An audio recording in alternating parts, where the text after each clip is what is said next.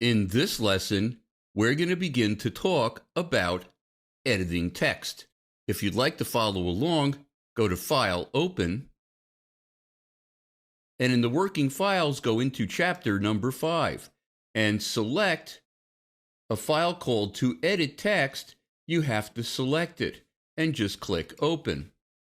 I'm going to begin by zooming in a bit on this page. So I'm going to select my zoom tool. You can hit your Z key to get there very quickly. And I'm just going to go near the upper left-hand corner of my page and drag straight across the width and let go. Now, if your invisible characters are not showing, go into your type menu and make sure to select Show Hidden Characters. You can see that switches back and forth between Show and Hide. Let me go back there and turn it on. Show Hidden Characters. Let me go back to my selection tool. If you're currently in your selection tool, if you want to switch to the type tool, just double click on the text and it automatically switches to the type tool and gives you an insert point wherever you click. But what about selecting text? Well, if I double click, I select an individual word.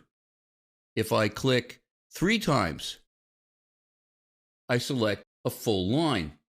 If I click 4 times, let me do it in another paragraph. I'm going to click to get an insert point and then click 4 times. 1, 2, 3, 4. So I selected a whole paragraph. Now, I could click 5 times.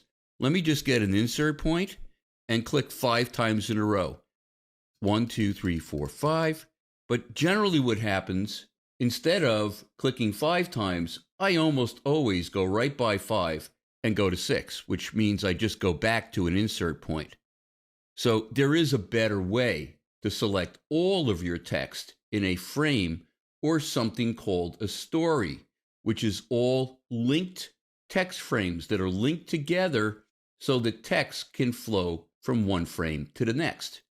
But instead of trying to click 5 times, I'm going to hit on a Mac, Command A, on a PC, Control A, and that selects all of the text in my entire frame or story. You can see there's a little bit of text on the next page. Let me scroll back up onto page 1.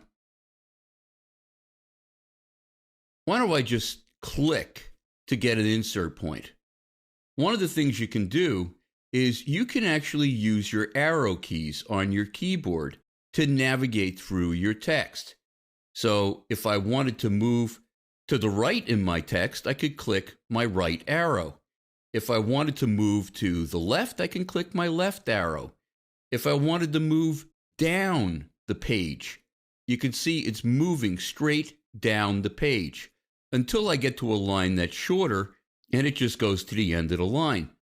But if I continue clicking my down arrow, it's pretty much in the same part of the text going down the page. And I, of course, can click my up arrow to move up in the text. But I wonder if I can select text this way. Well, you'll remember from previous lessons, anytime you want to add to a selection, you hold down your Shift key.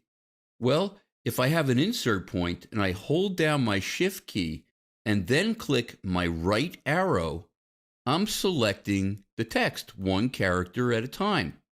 If I now, without letting go of my Shift key, hit my left arrow, I'm deselecting text one character at a time for each time I hit my arrow key. But what if I wanted to add text going from the beginning of this selection towards the left? If I let go of my Shift key and then hold it down again and hit my left arrow key, I'm adding text that direction. And if I hit my right arrow key, I'm deselecting that same text. If I wanted to add from the end of the selection, on the right of the selection, I would let go of my Shift key and then hit my right arrow key. So you do have a lot of control to select individual characters, but also I can hit Shift and then hit my down arrow key to select additional lines, or my up arrow key to select less and less lines. Well, what if I'm working with my mouse and I want to select not a full paragraph, I want to select a full paragraph plus more. Generally what I'll do is click 4 times. 1, 2, 3, 4, and not let go of my mouse, and just continue selecting additional paragraphs down my page. So that's a nice little shortcut to help you select exactly the text you want. Now, there is a part of InDesign that not a lot of designers know about or use. I'm going to go under the Edit menu to something called Edit in Story Editor. And it's giving me all the text and showing me what I have selected. And I can actually edit right here without any formatting. So I'm looking at just the text when I'm editing it and not being influenced by the formatting itself. A lot of editors use Story Editor.